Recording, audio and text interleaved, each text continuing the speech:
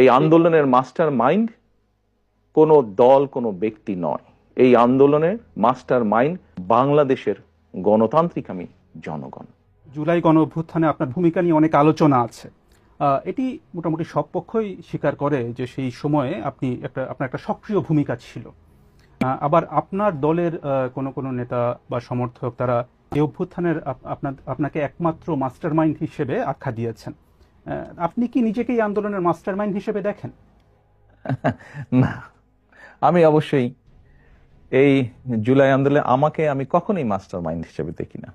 এই যে 5ই আগস্ট যেই আন্দোলন, জুলাই আন্দোলন বলে যেটি বিখ্যাত বা যেটি সকলের কাছে গৃহীত, এই আন্দোলনটি সফল হয়েছে জুলাই মাসে, কিন্তু এই আন্দোলনটি প্রেক্ষাপট শুরু হয়েছে কিন্তু বহু বছর আগে থেকে। এই আন্দোলনে বাংলাদেশের গণতান্ত্রিক রাজনৈতিক দলগুলোর নেতাকর্মীরা, সেটি বিএনপি হোক বা অন্য রাজনৈতিক দলগুলি হোক, যারা গণতান্ত্রিক রাজনৈতিক দল, প্রত্যেকটি রাজনৈতিক দল বিভিন্নভাবে অবদান রেখেছে, বিভিন্নভাবে তাদের নেতাকর্মীরা নির্যাতিত হয়েছে। আমি মনে করি জুলাই আগস্ট মাসে এসে জনগণ সকল গণতান্ত্রিক রাজনৈতিক দলের সাথে অংশগ্রহণ করেছে। শুধু কি রাজনৈতিক দলের নেতাকর্মীরাই সেদিন ছিল মাঠে? অবশ্যই নয়। আমরা দেখেছি সেদিন মাদ্রাসার ছাত্ররা, তারা ছিলেন এই আন্দোলনের মাঠে। আমরা দেখেছি গৃহিণীরা পর্যন্ত রাস্তায় নেমে এসেছেন সন্তানের পেছনে। আমরা দেখেছি কৃষক, শ্রমিক, সিএনজি চালক, ছোট দোকান কর্মচারী বা দোকান মালিক থেকে আরম্ভ করে গার্মেন্টস কর্মী থেকে আরম্ভ করে তারা নেমে এসেছিলেন।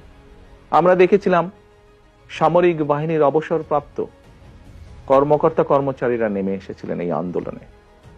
এমন অনেক সাংবাদিক যারা স্বৈরাচারের অত্যাচারে নির্যাতিত হয়ে দেশ থেকে বাইরে চলে যেতে বাধ্য হয়েছিলেন, তারা সম্পৃক্ত হয়েছিলেন এই আন্দোলনে। কাজেই কারো ভূমিকাকে আমরা ছোট করে দেখতে চাই না, খাটো করে দেখতে চাই না। আমি বিশ্বাস করি দৃঢ়ভাবে সমাজের দল মত নির্বিশেষে, শ্রেণী বিন্যাস নির্বিশেষে প্রত্যেকটি মানুষের অবদান আছে। এই আন্দোলন ছিল বাংলাদেশের জনগণের আন্দোলন, যারা গণতন্ত্রে বিশ্বাস করে। এই আন্দোলনের মাস্টার মাইন্ড কোনো দল, কোনো ব্যক্তি নয়। এই আন্দোলনের মাস্টার মাইন্ড বাংলাদেশের গণতান্ত্রিকামী জনগণ।